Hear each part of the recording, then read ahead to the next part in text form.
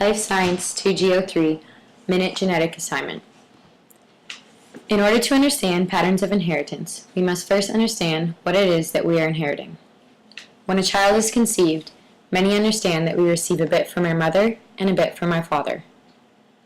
For us to understand the possibilities of inheriting diseases from our parents, we need more knowledge about heritability. The two main inheritance patterns we will focus on are autosomal dominant and autosomal recessive.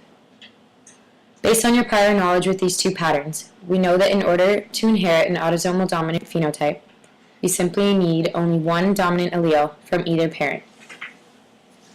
A less common pattern is autosomal recessive. In this case, two recessive alleles need to be present in order for the phenotype to be displayed. Probabilities for inheriting diseases are commonly misconceived in genetics. Here's a situational example. If a couple has a 1 in 4 risk of having a child with the disease, and their firstborn has the disease, the next 3 children will have a reduced risk.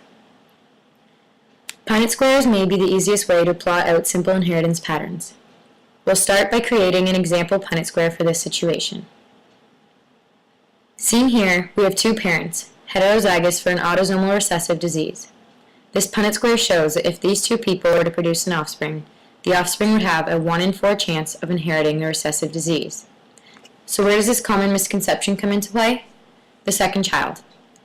Many believe that if the first child is affected, it takes most or all of the disease with it, and the next child will not be affected.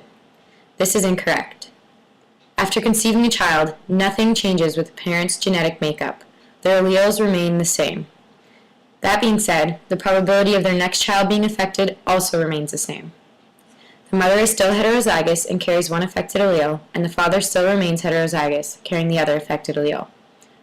One point to be made clear is that each child is an independent creation.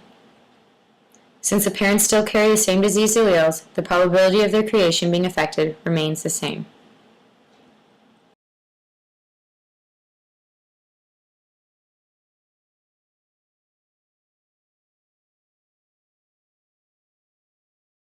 Created using Powtoon.